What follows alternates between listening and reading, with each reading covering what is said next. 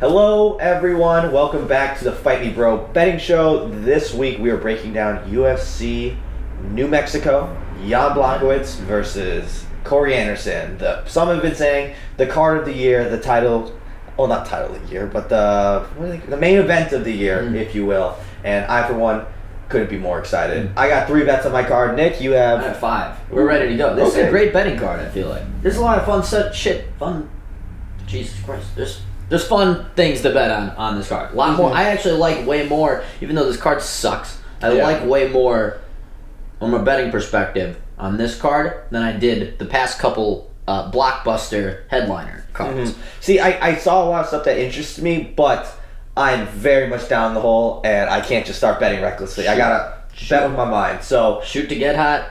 Shoot to stay hot. All right. Well, that being said, you have 5. You should start first. Yep. All right. We're gonna get this off. I gotta do some unloading, and we've already kind of unloaded this a little bit on the podcast. I feel like multiple times before, but look, we all are very sympathetic to Ray Borg's situation with his kid.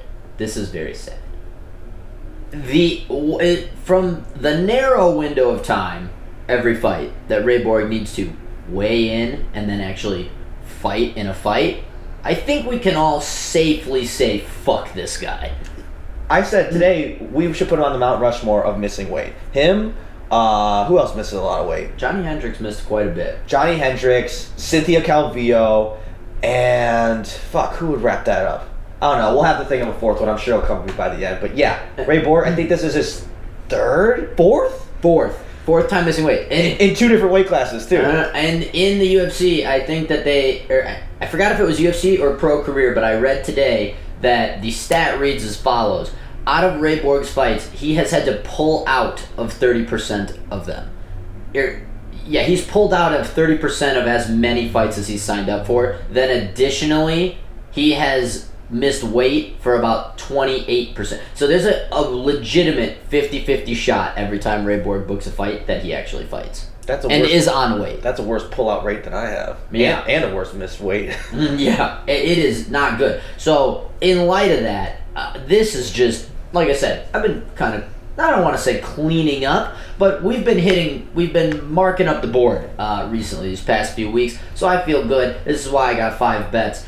But I'm just betting on this Boone. I don't even know who this guy is. Never watched a minute of him fight, this Boone Turing guy, but this is a big fuck Ray Borg, inside the cage, of course, pick. I'm sick of Ray Borg. Like, just get him out. Stop missing weight. Stop getting fucking injured. Just go to the regional scene. And then if you can pull I'm trying to think of the guy that, there was a guy that really famously came to the UFC, sucked ass, went to the regional scene, came back, and did... did pretty well. Didn't win a title or anything, but made a career out of it for himself. But do that.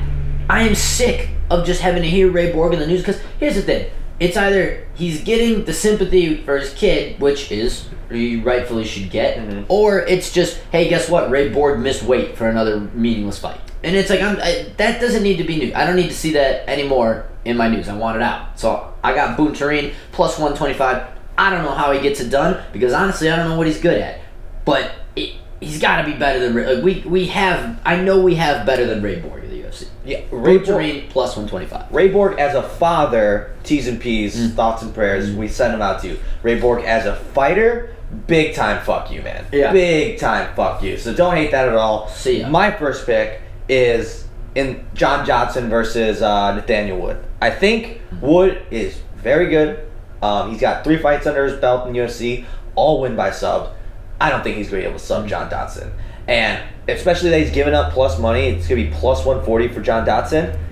I'm a big-time sucker for statement losses. I think we all know this. I'm a big statement loss guy. John Dotson has only lost to the best. And this always fucks me in bets, because I'm always like, oh, how much of a step down is a Peter Yan Peter Yan compared to Nathaniel Wood. But when you really look at it, really it's been Peter Yan, Marlon Moraes, Jimmy Rivera, Demetrius Johnson. Like, these are the guys that beat John Dotson, and would be there one day, probably, but 3 fights in, I'm just not buying it, so I'm going with the veteran here at plus 140. And plus, like, I know he subbed 3 guys, but how good can Nathaniel Wood's takedown game be, seeing that he's from London?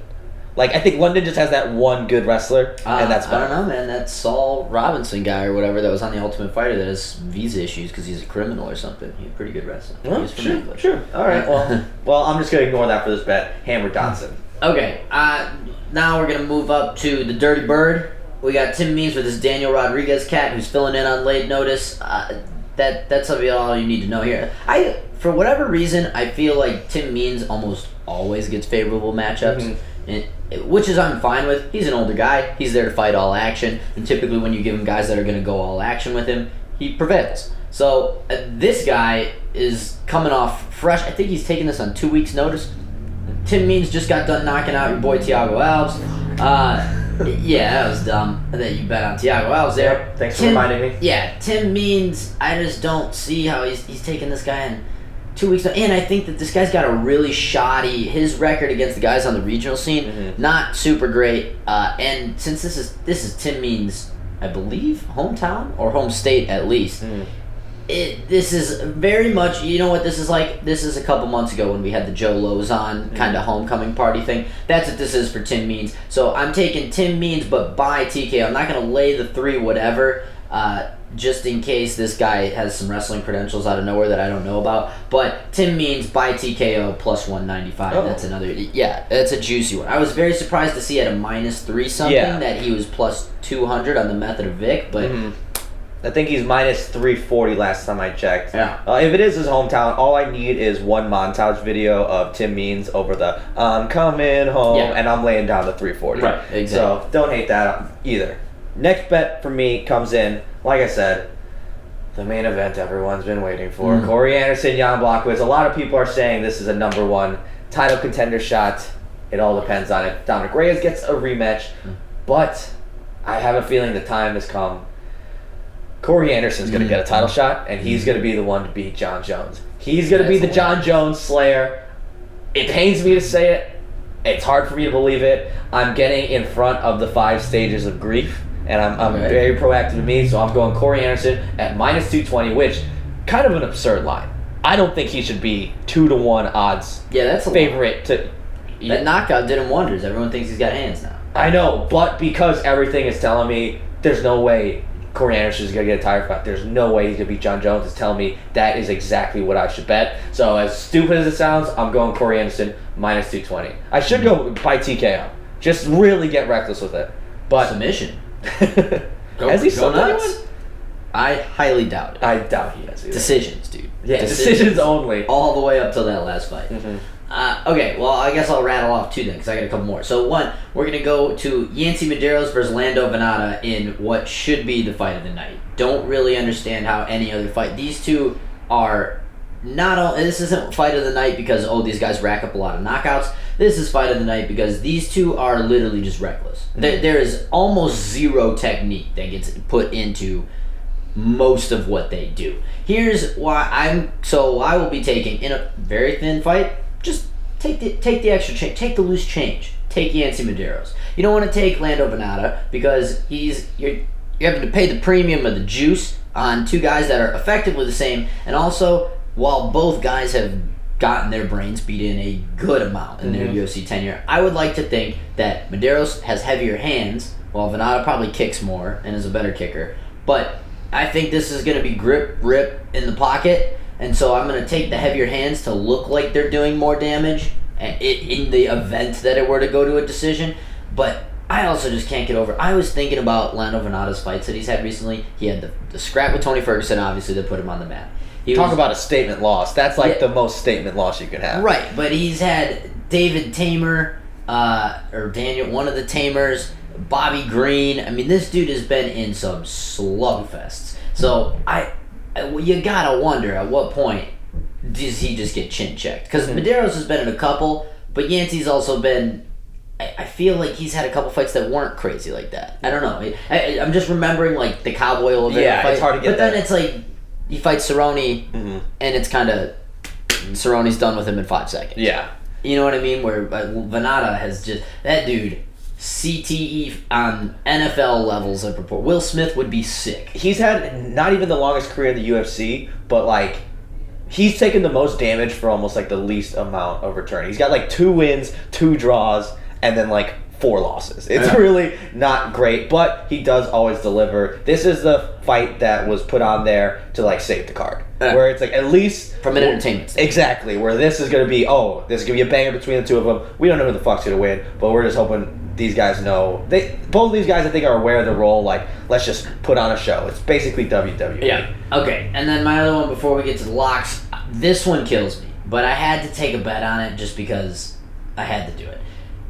It is this co-main event between Diego Sanchez and Michael Pereira is an all-time Nick's brains in a pretzel. I'm very interested to see which side you end up on this coin. I was hoping you took this bet. This is an all-time Nick's brain is in a pretzel because I despise both of these people.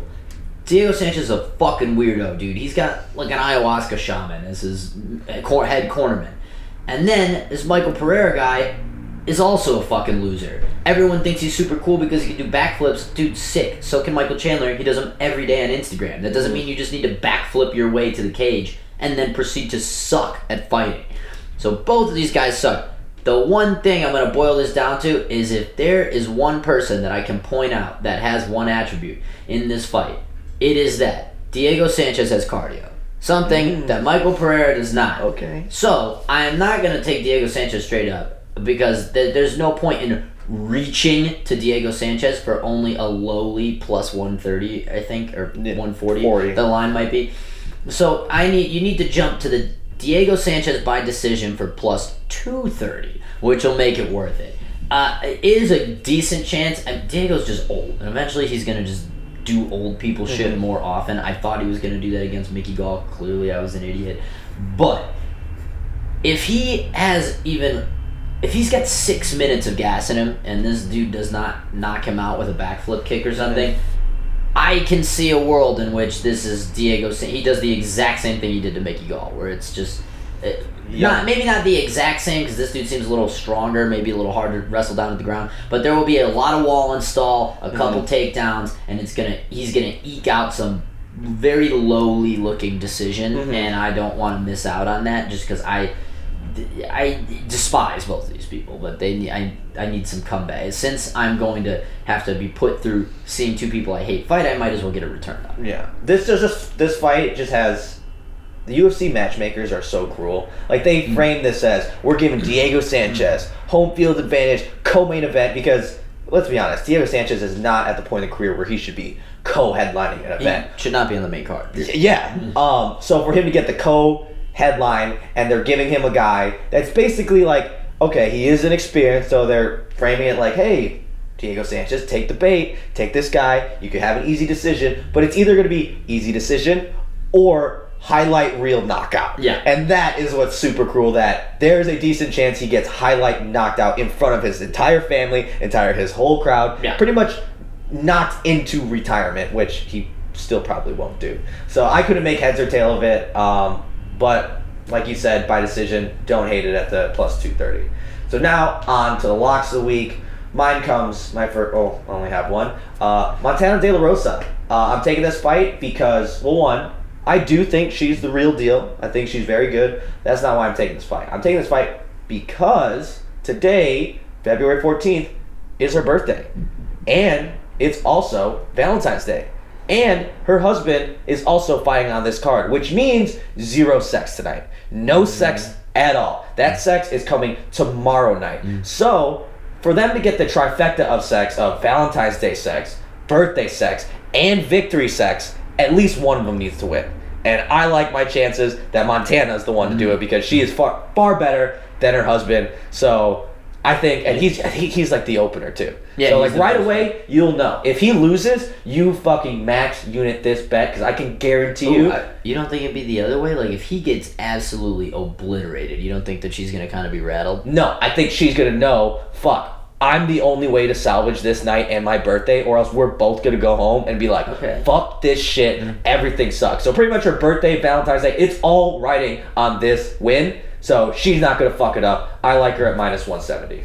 That's called research. That's looking at the analytics. Yeah, that's sabermetrics for you right there. Okay, my lock of the week is already on your card, but I'm going the other way. We're going Nathaniel Wood over John Dodson.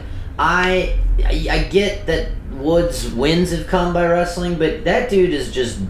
he's one of the more just... If he was a video game character, all the stats would be at 85. No 90s for anything, nothing in the 70s, though. He's just a dead, straight, well-rounded... Well, I guess so that wouldn't be straight, but a well-rounded shooter, man. He's just got tools in all areas, and every time we see John Dodson, I think he's just a hair slower. And really, he's got skills. Let's not disparage him or anything. But the primary thing was he was so fucking fast when he was in his prime. Just lightning in a bottle. Could not catch him. He was throwing punches so fast that he sat down Mighty Mouse even a few times. So but at no point in time, even if he sat Mighty Mouse down, was anyone thinking, John Dodson's really outclassing Mighty Mouse here. For the entirety of the 50 minutes that those two fought, over the course of 2 fights, it was basically he needs to catch him. Every fight, Dodson's getting a little slower, and as the speed goes, he is dropping off. The drop-off is going to become more dramatic the more the speed comes down. I think Wood's on his way up. This is 2 trains passing in the night. One's going one way, the other's going the other, and I don't think it's going to be a wash. I do not think he's going to take him down and submit Dodson by any means, but I think we're going to see a nice, clean, not a Dominic Reyes, John Jones, a clean 2-1 decision for Wood here. Lock it up. It's over. Okay, but does this piece of information change anything for you? Back to sabermetrics. You remember that horrible balding fro that John Dodson's been rocking for the past couple fights? Yeah, doesn't he shaved it. Back to short hair. So if you're worried about speed, when you go from long hair to short short hair, we've talked about it. That's when you get the pop back. I'm very much banking at the bald head is going to get him back and just look fast, play fast. It's like when the Eagles wear the black jerseys. They're just a faster fucking team. I don't think so. I think Nathaniel Wood's got like a Peaky Blinders mustache or something. That's an offsetting physical trait for me. All right. I'm going with the hair. I'm going with the bald thing. But as your lock, pretty ballsy. That's my lock. So we'll see where our bets go. I've just been floating. I got murdered the first weekend and then have been battling since. But this is going to be the changing of tides. Hopefully Nick stays hot, except for his Nathaniel Wood pick. Tweet us out your picks. We're always looking for tips because we do bet these fights. Other than that, you can catch us next week, maybe. Don't know. Haven't looked at the card. But until then, peace out. I'm sure there's something. Yeah. I'm sure there's something.